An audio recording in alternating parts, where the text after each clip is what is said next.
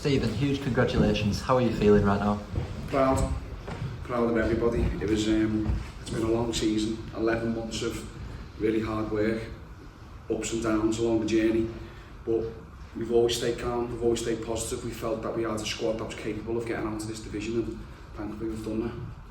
Yeah, and obviously it's hard to kind of single out players after that team effort, but I mean Sam Dolby's impact off the bench was phenomenal, wasn't it? Yeah, but he's not the only one, as you say. We've had impacts off the bench of people all season. The amount of goals that and goal contributions our subs have made has been outstanding, and that's, again, it's a tough task trying to convince people all the time who are not starting, and this is the reason why I'm playing this player ahead of you. It's difficult sometimes, but Sam is the prime example of what a professional needs to look like. When I explained to him on Wednesday that he wasn't playing, he accepted it, he agreed with it, but he also knew that he'd play a huge part, and he did that. You've experienced the kind of lows of Wembley and now the extreme highs. How pleased are you, and how much did you kind of learn from that first experience? Yeah, it definitely feels better sitting in this room than it did last time. Yeah, last time it was the worst place. Wembley can be the worst place if you lose, but when you win, it's the best place. So today we really enjoy it. It feels like we deserve to win the game in the main, and our fans were incredible. So they'll all go home really happy. Yeah, and you saw obviously the nearly 30,000 turned up today. You saw the scenes after the final whistle. You saw what it means to the town. It was really special, wasn't it? It was unbelievable, yeah. And again, it's not more than what they deserve. It's been a tough 7 years for Bolton Wanderers fans. So 7 years ago, they were almost out of business and had to come back through League Two into League One. 5 years at this level, and now we've took the next step on the journey where we're the final destination that we want to get to.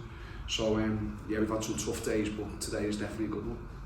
And just finally, personally as well, you might have some unfinished business in the Championship. How exciting is it now that you've got that kind of challenge to prepare for next season? Yeah, I'm looking forward to it. I had a good season in the Championship. We had a great start with Plymouth Argyle, managed to keep Stoke City in the Championship and avoid relegation, and then it was cut short too soon. And I've been desperate to get back there ever since, and we've managed to do it. I wanted to come to this club because I felt it had the opportunity to achieve that. It had the finances, it had the structure, it had good players in the squad, and we've got good ownership, so we were supported, and a good sporting director who helped, and yeah, we're ready to go. Thank you. Any more questions? Yeah. I just wanted to ask about your opinions on VAR being used for just one game a season at this level. Obviously today you had the decision to go your way, but do you feel like it's fair for both sides that in a game of this magnitude it's only used just once instead of in the whole of the playoffs? Yeah, well, I think it went to a vote, as far as I'm aware. Like, all of us had to vote on it, and when Fergal, our sporting director, asked us as a coaching staff, do you want VAR for the final, our initial reaction, all of us, apart from one person, I'll tell you now, was no, because we haven't had it all season. But Mark Hughes, my assistant, said, hang on a minute, he said, in a big game with so much at stake, he said it's important that the calls are right. Now, I know it sometimes can be frustrating if you're on the wrong end of the calls, but he said as long as the calls are right, the best team will win.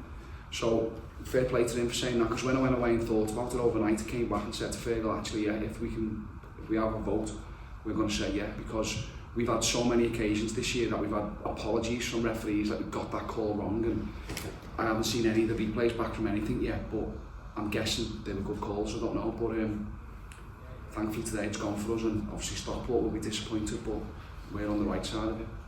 Yeah, I also wanted to ask you about the impact of the players coming off the bench today. You know, Sissoko, he comes on, he wins the penalty. McAtee comes on, he gets an assist. Dolby obviously comes on, scores that worldie of a goal.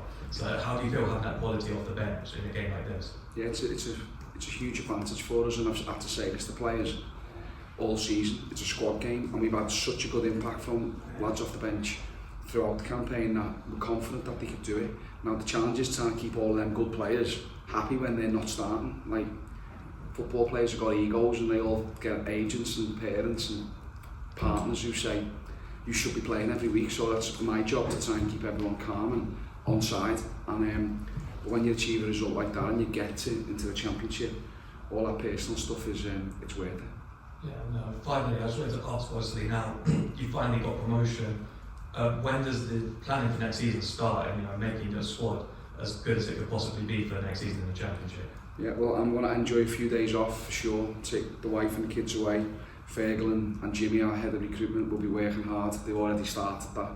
and we have 2 lists of players for League One or the Championship, so we'll get to work straight away. I'm sure it's already underway. They kept me out of it for the last few weeks, so I'm not distracted. So yeah, they can crack on now because we know where we're going to be playing. How much work's going to be needed, Steven, to make sure you get a squad that's competitive in the Championship? Yeah, I'd say a fair bit, because there's not loads of players in our squad with Championship experience, so we've got some good youth. We've had some really good loan players this year, so obviously if we can do that again and go and explore that loan market and get really good loan players who can impact that next level, that'd be great. But yeah, we're going to need investment, no doubt, because the Championship is really difficult. It's the hardest league probably in Europe to try and get out of, and it's so competitive. Every team can beat each other. I've had good experience of it and I'm looking forward to it. But the fact you are a Championship side now means you're going to attract a better quality player, whether that's a loan or a permanent side. Yeah, exactly. And we're in a really good location where we're situated. We've got a real good stadium, great fan base, good training facilities, so everything's in place. The first step is just to get there, so we've managed to do that, and I would say we'll get ready to attack the next level. Just the last one, I mean, you saw what Hull did yesterday. I mean, can you envisage a time when Bolton can do a Hull and get back into the Premier League? Hopefully, yeah. Now, obviously, our first objective next year will be to try and sustain. That'll be the word that I'll probably use, all sustain Championship football. But we've also seen Ipswich only a couple of years ago go back to back, and they got it right there. Recruitment was good. I know they spent a lot of money, but they had momentum and took it into the Championship and attacked it with no fear. So we'll try and do the same.